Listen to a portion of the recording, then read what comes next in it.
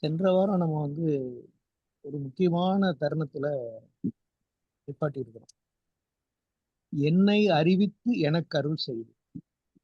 அதுக்கு முந்தின வரி இருத்தி முத்தி எனக்கு அளித்து. இப்போ இன்று நம்ம முன்னை வினையின் முதலை களைந்து. அதாவது நம்ம அந்த என்னை அறிவித்து எனக்கு அருள் செய்து அப்படிங்கிற அந்த வார்த்தை ரொம்ப அற்புதம் சொல்லி நம்ம முடிச்சோம்.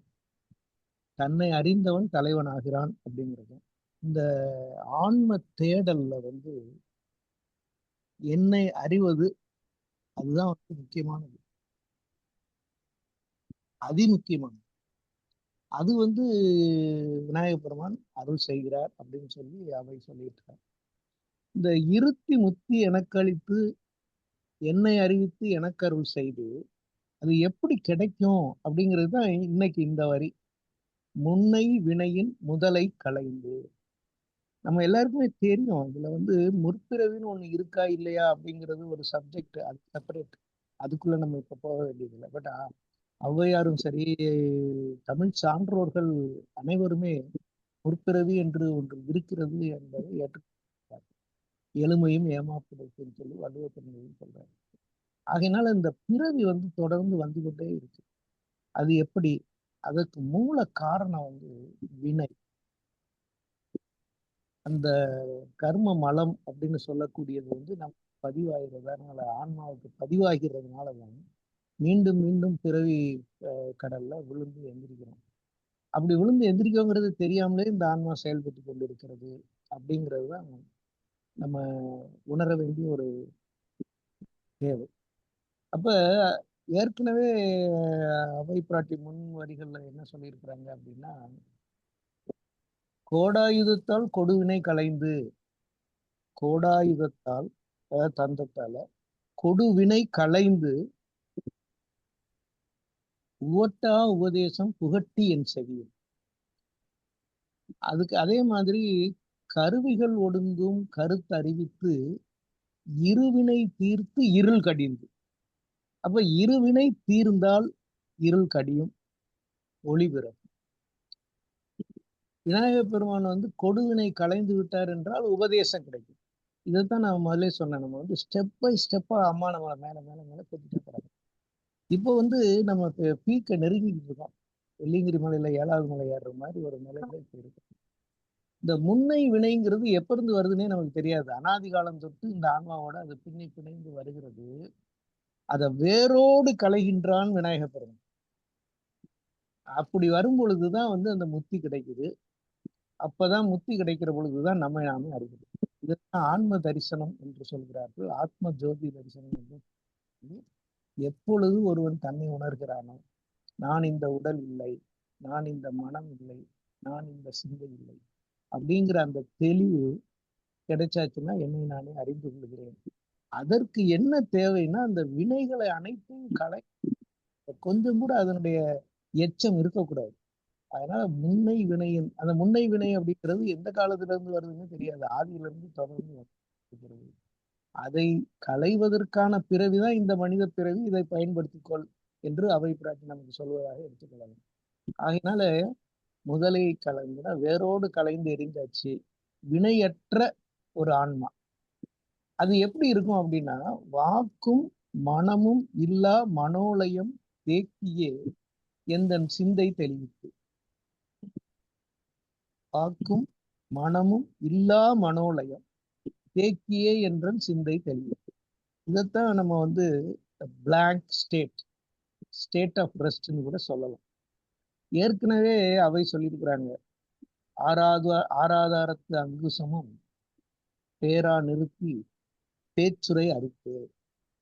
அப்ப அங்கேயே நம்ம பார்த்தோம். பேச்சுரை அறுத்தாச்சுனாலே ஒருத்தன் ஞானிங்கிற இதுல கரெக்டான பாதையில போகிறான் என்று அர்த்தம். ஆனா அந்த மௌனமாக இருக்கிறது, அதுதான் நம்ம அறவிருந்தவர் ஏற்கனவே சொன்ன மாதிரி சும்மா இரு சொல்லற. இதுல ரொம்ப முக்கியம் சும்மா இரு மட்டும் இல்ல, சொல்லற.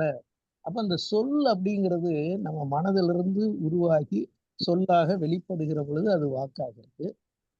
ஆக அந்த சொல்லுக்கு மூலமாக இருக்கின்ற மனமும் இருக்கக்கூடாது, வாக்கும் இருக்கக்கூடாது. அப்படி நம்மளால இருக்க முடியுமா அப்படிங்கிறது தான் இங்க கேள்வி. ஆனா அவைக்கு அந்த அனுபவம் கிடைத்திருக்கிறது விநாயகப் பெருமான் அருளால. ஆகையினால நமக்கும் அந்த அருள் கிடைக்கணும்னு சொல்லி பாட்டி வேண்டுகிறார். ஆக நான் இங்க வந்து பேசாம இருக்கிறது அப்படின்னா நம்ம இருக்க முடியுமா? உலக வாழ்க்கையில இருந்து கொண்டு மனசே இல்லாம இருக்க முடியுமா? பிராக்டிகலா யோசிக்கிற பொழுது இது வந்து முடியாத ஒரு விஷயம். அப்ப நம்ம வந்து ஈவன் ஊமையாக இருக்கக்கூடியவர்கள் கூட வாய் பேச முடியாதவர்கள் அந்த மன ஓட்டம் இருந்து கொண்டு நினைவுகள், மனத்தால தூண்டப்படுகின்ற செயல்கள், வாக்கு, அதுல முக்கியமா வாக்கு. அப்ப இந்த வாக்கும், மனமும் இல்லா மனோலயம் எப்படி வரும்? அப்படிங்கிறது ஒரு ஆராய்ச்சிக்குரிய ஒரு சப்ஜெக்ட். அதுக்கு சைவ சித்தாந்தத்துல ஒரு விளக்கம் என்ன சொல்றாங்கன்னா, நீ வாக்கு சொல்வதை முடிந்த அளவுக்கு குறைத்துக் கொண்டு, செய்ய வேண்டிய காரியங்களையும் செய்து கொண்டு, நான் செய்கிறேன் என்கின்ற எண்ணம் இல்லாமல் செய்ய வேண்டும். அதுதான் இங்க வந்து இந்த எண்ணெய் அறிவிப்புங்கிற போது அந்த தன் முனைப்பு நமக்கு ஈகோ, அந்த அகங்காரம் அது ஒளிஞ்சிருச்சுன்னா, இந்த நம்ம செய்யக்கூடிய செயல்கள் எல்லாமே அதைத்தான் இப்ப நம்ம பேசிட்டு இருந்தோம் கொஞ்ச நேரத்துக்கு முன்னால என்னன்னா, நான் செய்கிறேன் என்கிற தன்முனைப்பு இல்லாமல் செய்யப்படுகின்ற செயல்கள் வந்து இறைவனுக்கு அர்ப்பணிக்கப்படுகின்றன. அதுக்குதான் வந்து நமக்கு ஈஸ்வரார்ப்பணம், கிருஷ்ணார்ப்பணம். நான் செய்யறது எதா இருந்தாலும் எனக்கு தெரியாது. நம்ம மணிக்கடவுள் சொன்ன மாதிரி நமக்கு வந்து ஏதோ செய்றோம். நம்மளால ஒண்ணும் இல்ல. அது இன்னும் சொல்லப்போனா ஆங்கிலத்துல காட்ஸ் கிரேஸ். ஸோ நம்மால் செய்கிறோம் என்பது இல்லாமல், அவன் அருளால் நாம் செய்கிறோம் என்கின்ற மனோபாவத்தோடு செய்கின்ற பொழுது, அங்கே வாக்கும், மனமும் இல்லா மனோலயம் வந்துவிடும். அதை புரிந்து கொண்டு அந்த மனோலயத்திலே தேக்கியே இருக்கணும்.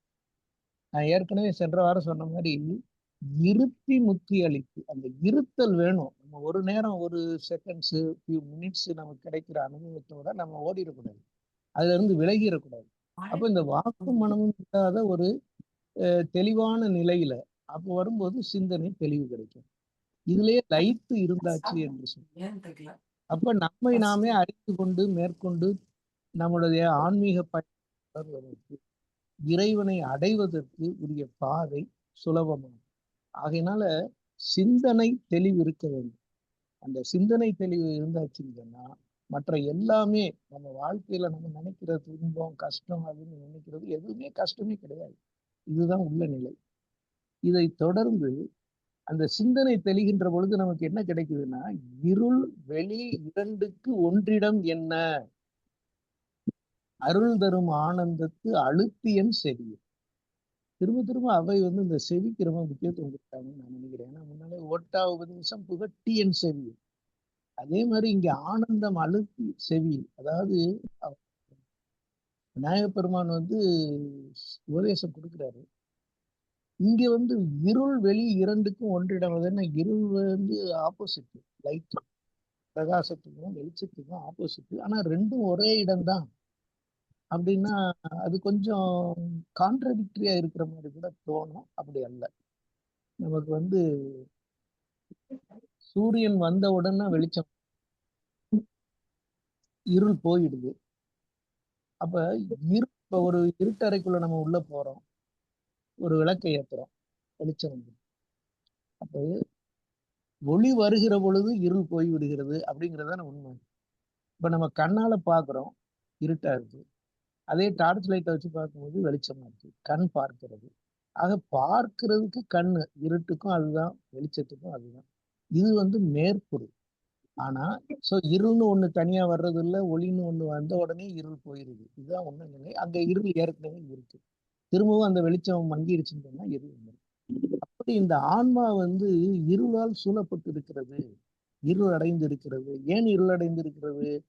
வினையின் பயனாக, முன்னை வினையால, கொடு வினையால, வினையால. ஆக இந்த வினைகளை எல்லாம் நீக்குகின்ற பொழுது அதே இடத்தில் ஒளி தோன்றுகிறது. இது ஒரு. இன்னொன்னு வந்து நம்ம அறிவு, நம்ம ஏற்கனவே அறிவித்து அறிவித்துன்னு நமக்கு விநாயகரை உள்ள வரும். விநாயகர் அந்த அறிவு உச்சம்தான் வந்து வெளிச்சம். அப்ப அறியாமையா நம்ம இப்ப இருக்கிறோம். அறியாமை நீக்கப்படுகிற பொழுது அறிவு ஒளிர்கிறது. ஆகையினாலே அறியாமையில் இருந்து அறிவு ஒளிர்கிறதுனால ரெண்டுக்கும் ஓரிடம்தான் என்பதை ஆன்மா புரிந்து கொள்கிறது. இந்த வினையின் பயன்கள் எல்லாத்தையும் கலைந்து எரிகின்ற பொழுது, விநாயகர் அருளால அதை வேரோடு கலைந்து எரிகிற பொழுது அப்படிப்பட்ட நிலையில அந்த ஒளியானது ஆன்ம ஒளியாக ஆனந்தம் கொடுக்கும். இதை நம்ம உணர்கிறோம். இப்போ ஆனந்தம், அந்த ஆனந்தத்தை பத்தி சொல்லுகிற பொழுது அடுத்த வரியில எல்லையில்லா ஆனந்தம் அளித்து, அதாவது இப்ப நமக்கு இருள் வெளி, அதாவது அறியாமையிலிருந்து அறிவு அடைந்து விட்டோம், தன்னைத்தானே கொண்டு விட்டோம். ஆகையினால் இந்த ஆனந்தத்தினுடைய சிறப்பு என்ன? நமக்கு பிடிச்ச இனிப்பு சாப்பிட்றோம், குலாப் ஜாமுன் சாப்பிட்றோம், ஜாங்கிரி சாப்பிட்றோம், ஆனந்தம், அதுவும் ஆனந்தம் தானே. நல்ல சாப்பாடு, நான்வெஜ் பிரியர்களா இருந்தா பிரியாணி, சிக்கன் பிரியாணி, அதுவும் ஆனந்தம். ஆனா இந்த ஆத்மானந்தம், இது பரமானந்தம். இதுக்கு எல்லையே கிடையாது. மற்ற நம்ம சாப்பிட்றதுக்கெல்லாம் 2 குலோப் ஜாமுன் 3 சாப்பிட முடியாது. ஆனா இது வரையறை இல்லாதது. இது பிரபஞ்சம் முழுவதும் பல்கி பெருகி நிற்கக்கூடிய இந்த ஆனந்தத்தை உணர்கின்ற தன்மை ஆத்ம தரிசனம் கண்டவனுக்கு கிடைத்துவிடும். ஆகையினால அதுக்கு வரையறையே இல்லாது எல்லையில்லாத ஆனந்தத்துல, பரமானந்தத்துல நாம் அப்படியே உறைந்து நிற்கக்கூடிய ஒரு நிலை கிடைக்கும். எல்லையில்லா ஆனந்தம் அளித்து அந்த ஆனந்தத்தை அனுபவிச்சாச்சுன்னு சொன்னா வேற எதுவுமே நமக்கு தேவையில்லை அப்படிங்கிறது வந்துடும். உடல் பிரஜை கூட போயிடும். சில அவதூதர்கள்லாம் ஆடையை பத்தி, ஆடை இருக்கும் இல்லாம இருக்கும். கசவனம்பட்டி சித்தர் அவர் ஜோதி ரூபமா இருந்திருக்கிறாரு. அவருக்கு ஆடையே கிடையாது. ஆனா அது அருவருப்பா இருக்காது. அவங்க எப்போதுமே அந்த பரமானந்தத்துல திளைத்திருக்கிறதுனால அவர்களை பார்க்கிற நமக்குமே அந்த ஆனந்தத்தின் துகள் நம்மகிட்ட ஒட்டிக்கிடும். ஸோ அப்படிப்பட்ட பிரபஞ்சம் முழுவதும் நிறைந்திருக்கிற இந்த ஆனந்தம் எப்ப கிடைக்கும்? முன்னை வினையின் முதலை களைந்து விட்டால், தன்னைத்தானே ஒருவன் அறிந்து விட்டால், ஆத்ம தரிசனம் கிடைத்து விட்டால் நமக்கு இந்த எல்லையில்லா ஆனந்தம் கிடைக்கும். அதை விநாயக பெருமான் அளிக்கிறாரு. அல்லல் களைந்து அருள் வழி காட்டு. ஸோ இங்க அல்லல் களைந்துங்கிறதுக்கு நான் என்ன சொல்லிக்கிறேன்னா, நம்மளுடைய அறியாமையை களைந்து விடுதல், முன்னை வினைப்பயனை களைந்து விடுதல். இதுல நம்ம இன்னொரு முக்கியமான விஷயம் ஞாபகம் வச்சுக்கிட வேண்டியது, வினைனா இரு வினையே அறுக்கணும். நல்வினை, தீவினை. அந்த இப்ப நான் நிறைய புண்ணிய காரியம் பண்றேன், அன்னதானம் பண்றேன், கல்வி தானம் பண்றேன், அதெல்லாம் நல்ல வினைகள் தான். ஆனா அந்த வினைகளும் உன்னை கட்டுப்படுத்தும், ஆன்மாவின் உண்மை நிலையை புரிய விடாமல் செய்யும், மீண்டும் பிறவி கிடைக்கும். அதுக்காக வேண்டி நல்ல காரியமே செய்யாம இருக்கணுமா? செய்யணும்.